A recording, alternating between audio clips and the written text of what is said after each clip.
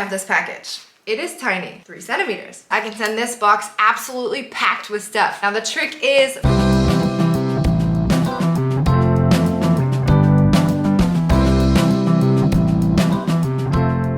hello humans of the internet. My name is Jenna. I'm a Canadian living in Germany and I am packing up some presents to send back to Canada for my sister, my brother, and all of my nephews. And I have quite some good tricks up my sleeve, so I wanted to show you today the step-by-step process of sending a package from Germany abroad or even within Germany, the best way to do it and the cheapest way to do it. Let's go. So in Germany, we have multiple different ways to ship a package or a letter within Germany and also außerhalb Deutschland, outside of Germany. We've got Deutsche Post, which is also affiliated with DHL, DHL. We've also got Hermes, UPS, and many other small companies that you can choose to go with. Because most of us typically choose to go with DHL and Deutsche Post, I'm going to take you through the process of sending a package with my favorite. Of course, it's always good beforehand to compare prices. The prices might differ depending on what country you're actually sending the package to, but for me, to Canada, DHL and Deutsche Post actually have some really affordable options, and I'm going to show you. When you're shipping a package internationally, you will probably be doing all of this online, but if you wanted to send a small package or a letter to someone within Germany, it is much easier, which means you could actually just go to the post office, open up Google Maps, type in Deutsche Post or DHL Paketshop near me, and you will get multiple options pop up so that you can find the closest one to you. But what we're going to do is something that for me and for many internationals is actually much easier.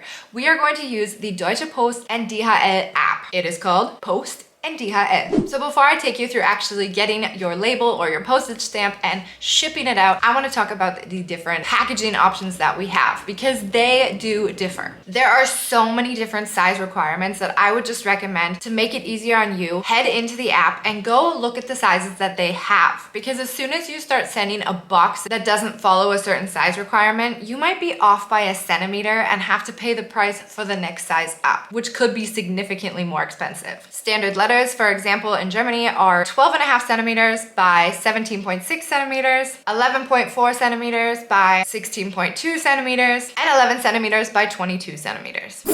If you like this video, don't forget to subscribe and hit the like button down below. So if you were sending a letter in Germany, this is how they look in Düsseldorf. This one is supposed to say Düsseldorf and other areas like Erkrath, Mettmann, Göttingen, and these are the areas around Düsseldorf or another city. So that's where you would send your international letters if you already have a stamp or you bought one online. The boxes typically look like this. You can see the logo right there. Deutsche Post, they're yellow. Sometimes they look a little bit different. Sometimes they're the whole length of the floor, but that's typically what they look like.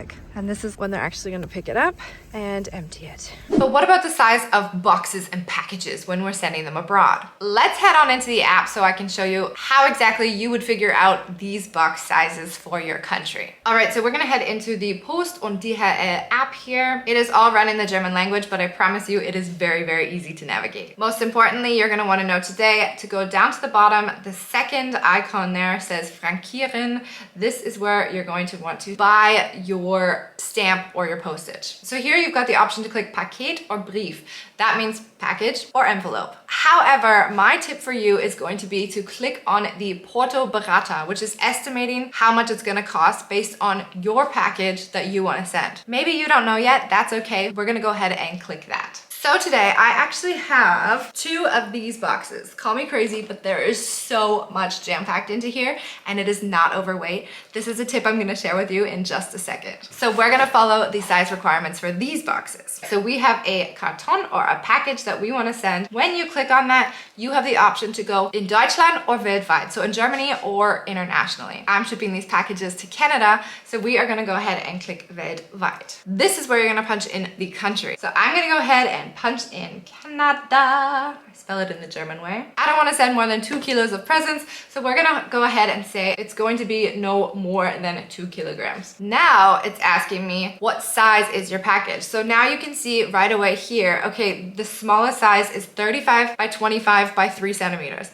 That's tiny. But here's the trick. We're gonna go ahead and click on the smallest package option. So the cheapest option is $11.99. The value of the stuff actually in the package for me is not that much, so I don't mind going with the cheaper option. This here says there's no insurance to cover your package if it gets lost, and there's no tracking number. If you want to insure your package for up to 50 euros and you want a tracking number, you only have to pay a few extra bucks, so that might also be worth it. So I'm just gonna go the cheapest route right now and choose $11.99. You can just go ahead and click online kaufen. I'm buying it online right now for $11.99. Now this is the interesting part because how you would typically send a letter in Germany might be similar to your country, maybe it's not. I will put an example up here for you guys to check out, but basically you're gonna put your address in the top left corner and you're gonna put the recipient's address in the bottom right in a bit bigger format. Similar to your country? I don't know, let me know. Anyway, in this case, because it's a package being shipped internationally, you have to fill out all of this information online here in this app. So I'm gonna do that now. I'm gonna punch in my brother and my sister's addresses and then we will continue. All right, so I've punched in all of the information now and we are reaching the customs declaration form. This is all in English, which makes it that much easier for you now. And then it goes and explains what is the language of customs and authority, your shipment type, you can choose if it's a document, gift, commercial sample, etc. The contents you're going to have to add individually. So for me, for example, I'm going to write chocolate. We've got maybe like 4 chocolates in there. Each one probably weighs about 0.10 of a kilo, for example. And the value is only about,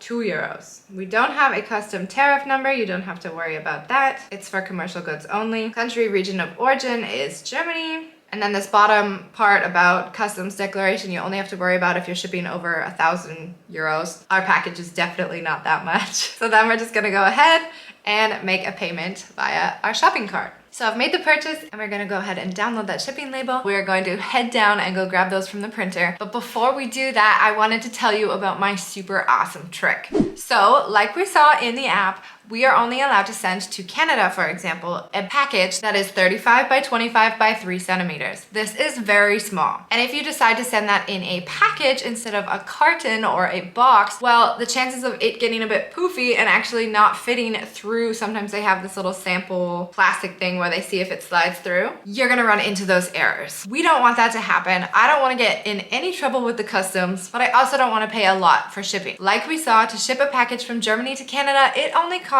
12 euros. Mind you, the price has actually gone up. I used to pay 8 euros for this package about 8 years ago. So today, I have this package. It is tiny, 3 centimeters. I actually learned this trick because in Germany, we have something called Buva. You can send this exact same box, but 5 centimeters high for less than 2 euros. And Buva basically stands for Bücher, Warensendung, which is when you're sending things like textiles and books. Anyway, I thought about it and I was like, I wonder what it would cost to send a package like that to Canada. Turns out it is significantly more expensive, but if you make the box 2 centimeters shorter, it gets significantly cheaper. But where do you find a box like this? There are so many websites online. I use a website called karton.eu, and you can actually order boxes based on your requirements, but they do have these readily available. I can see right away, this is the 35 by 25 by 30 that we need, and it starts at 20 cents a box. So it is much more worth it to order it online and possibly in bulk than to actually go to a post shop and buy a box there. So there you have it, 12 euros. I can send this box absolutely packed with stuff. Now the trick is finding things that will actually fit in the box. I recommend if you're sending packages to kids, for example, stickers, Haribo gummies, typical German sweets and treats for them. I also sent my sister and my brother for their new babies some teething rings. They fit perfectly in there. And I unpackaged almost everything. I managed to send 2 Christmas ornaments in this box,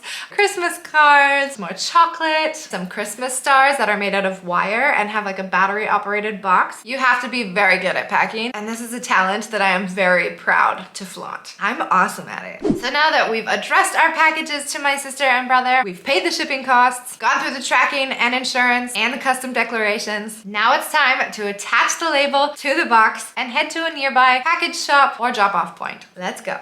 So there are going to be 2 parts to your postage, a customs declaration form, and the other one is where your paid postage is. Now, before we go ahead and tape that on, it is important to know that you need to sign the second page and then affix it to your small package. And then we can go ahead and affix it to our package. I use a lot of tape. I like to make sure that it is waterproof, looks awesome, and we're ready to go.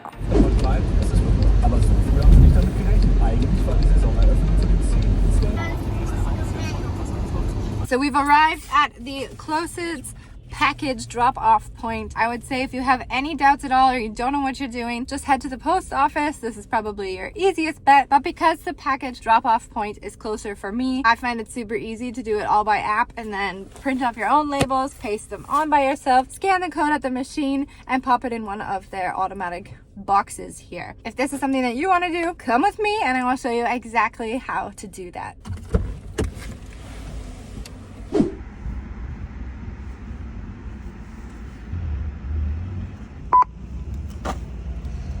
Please observe the maximum weight as you will not receive a package tonight.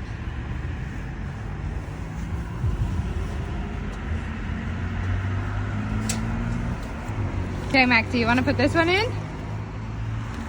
Did you see which box opened up? What?